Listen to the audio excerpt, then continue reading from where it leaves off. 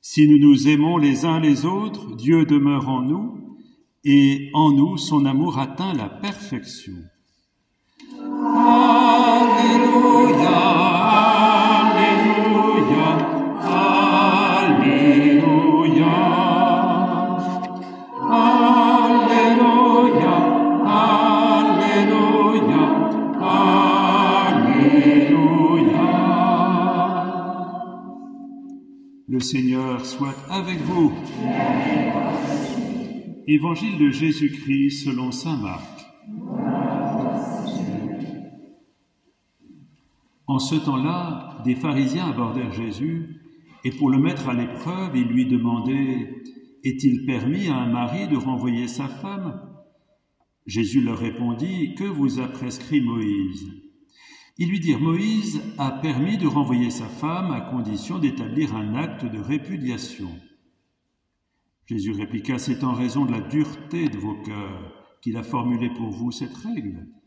Mais au commencement de la création, Dieu les fit hommes et femmes.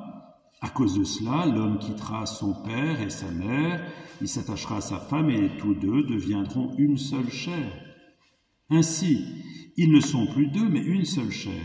Donc, ce que Dieu a uni, que l'homme ne le sépare pas. » De retour à la maison, les disciples interrogés de nouveau sur cette question, il leur déclara « Celui qui renvoie sa femme et en épouse une autre devient adultère envers elle. Et si une femme qui a renvoyé son mari en épouse un autre, elle devient adultère. » Des gens présentaient à Jésus des enfants pour qu'il pose la main sur eux, mais les disciples les écartèrent vivement. Voyant cela, Jésus se fâcha et leur dit « Laissez les enfants venir à moi, ne les empêchez pas, car le royaume de Dieu est à ceux qui leur ressemblent. Amen, je vous le dis.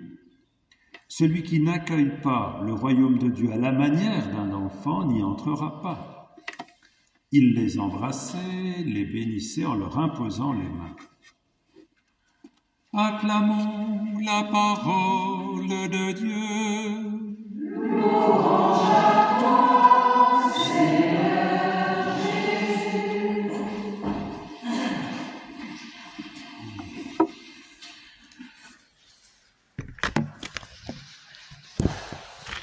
Bon, il y a des jours où on aimerait dispenser de prédication.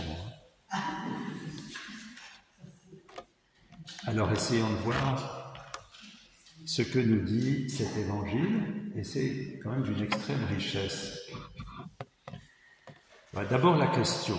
La question, c'est une question piège, comme les pharisiens ont l'habitude d'en poser à Jésus. C'est régulier, ils essaient de le déconsidérer en lui posant des questions fermées, qui sont un vrai piège sur lequel Jésus ne pourra pas se sortir. C'est ce qu'ils pensent. Et alors la question qui a été formulée ici par Marc, mais qui est mieux écrite par Matthieu, est celle-ci, dans l'évangile de Matthieu, qui pousse un peu, qui clarifie la question. Est-il permis de répudier sa femme pour n'importe quel motif? Voilà la question. Est-il permis de répudier sa femme pour n'importe quel motif? C'est-à-dire, si elle n'est pas bonne cuisinière, elle est dehors. Voilà. C'est une question très machiste, très située dans une culture. Alors la façon dont les adversaires de Jésus posent cette question, voilà, elle est brutale. Est-ce qu'on peut répudier sa femme? Alors il n'était pas question de répudier les maris. Il y a une réponse qui est faite par Jésus, mais qui n'est pas tout à fait de Jésus, parce que Marc a dû y mettre sa patte quand il parle de femmes qui répudient leur mari. Enfin, ça, c'était du droit romain, ça ne s'appliquait pas du tout en Israël. Il n'y avait que les maris qui pouvaient répudier leur femme. Donc, Marc a étendu la parole de Jésus pour l'appliquer, la faire comprendre en milieu romain. Alors, au 1er siècle de notre ère, là, du temps de Jésus, il y avait deux écoles chez les rabbins. Il y avait le rabbin Hillel qui disait oui, on peut répudier sa femme pour n'importe quel motif. Il n'y a pas besoin de juste, allez, voilà, on peut répudier. Ouais. Et puis il y avait le rabbin Shammai qui était beaucoup plus restrictif et plus sévère. On disait non, il faut qu'il y ait un motif très grave pour que le mari puisse répudier sa femme. Mais au bout du compte, c'est toujours le mari qui répudie sa femme. Donc, c'était un arrangement finalement que ces beaux messieurs qui avaient complété, je dirais, la loi de Moïse, s'étaient arrangés pour régler leurs petites affaires. Voilà, le jour où ils voulaient, eh bien, ils se donnaient de bonnes justifications. Alors, dans la loi de Moïse, il était rajouté un alinéa comme quoi, bon d'accord, la répudiation, mais il faut faire un papier. Alors le papier était important parce que ce papier permettait à la femme de ne pas devenir un cas social. Si elle n'avait pas ce papier, elle n'avait plus aucun droit. Elle n'existait plus dans la société. Si elle pouvait montrer qu'elle avait été répudiée, elle pouvait éventuellement se remarier et retrouver une vie à peu près normale, même si le choc était puissant. Mais ce papier était un sauf-conduit pour continuer à avoir une vie. Bon, c'était le minimum, hein. Minimum. Alors, vous voyez, si Jésus dit oui, vous avez raison, la répudiation, pas de problème, vous pouvez y aller. C'est pas très sympa pour les femmes. Répudiation à n'importe quel motif, pas de problème. S'il fait ça, il est vraiment pas. Jésus n'est pas bon, parce qu'il autorise une espèce de pouvoir. Des mâles qui peuvent tout faire et des abus de pouvoir. S'il dit non, vous ne pouvez pas le faire, et il s'oppose à la loi de Moïse, la loi qui est sacrée. Même si ça ne faisait pas partie de la loi de Moïse, c'était un alinéa. Hein. Donc vous voyez, il dit oui, il est coincé, il passe vraiment pour un homme qui n'est pas bon finalement, il dit non, il devient sacrilège. C'est un peu coincé l'histoire. Hein. Alors Jésus, comme d'habitude, quand on essaie de le coincer sur de mauvaises raisons, il va beaucoup plus loin, beaucoup plus profond. Et Jésus va répondre comment? En disant arrêtez avec vos arguments juridiques. Quel est le plan de Dieu pour l'humanité? C'est l'amour. Tout part du cœur de Dieu. Tout part de l'origine de la création. Si Dieu nous a créés, c'est pas pour qu'on s'entretue, c'est pas pour qu'on se méprise, c'est pas pour qu'on se déteste. Si Dieu a voulu que nous existions, c'est pour que l'on s'aime. C'est ça que Jésus dit. Attention, repartez à l'origine des choses. Le projet, le rêve de Dieu, c'est l'amour, parce que Dieu n'est qu'amour. Donc, avec vos affaires de vous donner des droits pour mépriser les femmes, puisque c'était ça, essayez de penser, retourner à la source. Et la source de tout, c'est l'amour auquel nous sommes appelés et qui doit se jouer dans toutes nos relations, y compris en premier lieu dans la relation entre un homme et une femme, qui doivent se considérer comme cadeau de Dieu. Vous voyez, Jésus passe du terrain juridique, normatif, qui est un arrangement pour nos affaires, à la source qui est nous sommes appelés à nous aimer. Nous aimer dans toutes nos relations. Nous sommes faits pour aimer. Si on comprenait ça, il n'y aurait plus de guerre. Il n'y aurait plus d'écrasement des autres, il n'y aurait plus de domination, il y aurait cette fluidité qui est dans le cœur de Dieu.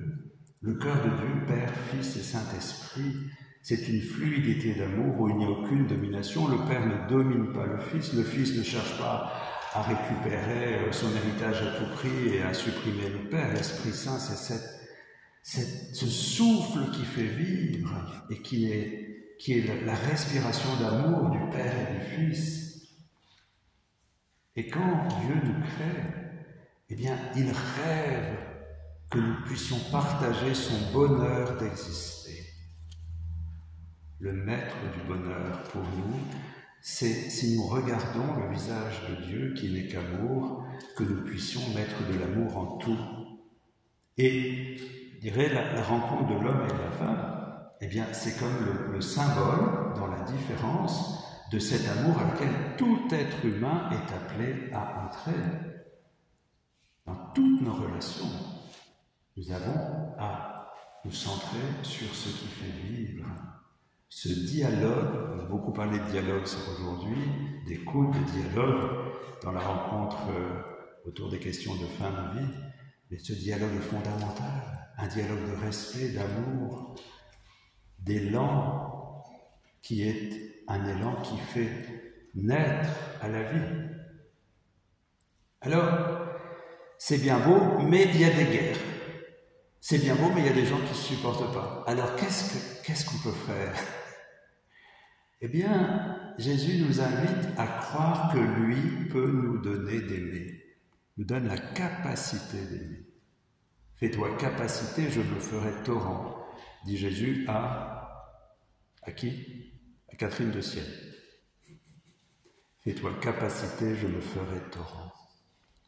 Nous ouvrir à cette devenir capacité, eh bien le Seigneur nous donne, eh bien, met en nous cette capacité d'aimer et de grandir petit à petit au cours de notre vie, aussi à travers nos échecs, nos chutes, nos recherches, notre péché. Eh bien, à chaque relèvement, il élargit notre cœur à la capacité d'aimer et d'aimer de manière de plus en plus à la fois dépossédée de nous-mêmes et ouverte à l'immensité de l'amour. Fais-toi capacité. Le Seigneur nous rend capables d'aimer. Et Jésus veut nous apprendre à aimer. Je me souviens un jour, j'étais il y a longtemps de ça, presque une trentaine d'années, avec deux jeunes qui étaient malades. Et les deux sont décédés. C'était le jour de Noël, on déjeunait ensemble. Et l'un d'eux dit, mais qu'est-ce qu'on fait ici sur Terre? Alors moi j'ai eu cette parole, je ne le regrette pas. J'ai dit, vous savez, on vient d'un amour parce qu'on vient du cœur de Dieu. On va vers l'amour parce qu'on va vers Dieu. Et entre deux, qu'est-ce qu'on apprend? On apprend à aimer. On apprend à aimer. C'est pour ça qu'on est là, pour apprendre à aimer. Vous n'êtes pas d'accord? C'est merveilleux. On est là pour apprendre à aimer.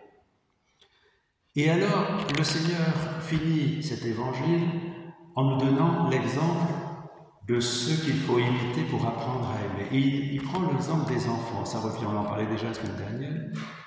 Bernadette m'avait repris là-dessus, d'ailleurs. Voilà. Pourquoi les enfants? Parce que les enfants, dans la société juive, je reprends, ne sont pas considérés. Et en fait, ils attendent tout. Ils reçoivent tout. Et ils n'ont apparemment rien à donner, ce qui est faux, c'est bien. Tout être, qu'il soit enfant, adulte, âgé, a quelque chose à donner, à partager. Mais dans cette société, l'enfant n'avait pas beaucoup de place comme considération. Eh bien, il avait tout à recevoir. Et nous, si nous voulons rentrer dans l'amour et apprendre à aimer, il faut qu'on ouvre notre pauvreté au déferlement d'amour du cœur de Dieu, pour que ce soit avec son amour qu'on apprenne à aimer. Bien que le Seigneur nous donne de quitter les choses, les arrangements, pour plonger dans cet essentiel qui est d'aimer, de se laisser aimer, et d'apprendre petit à petit, tout au long de notre vie, à aimer de cet amour qui jaillit du cœur de Dieu.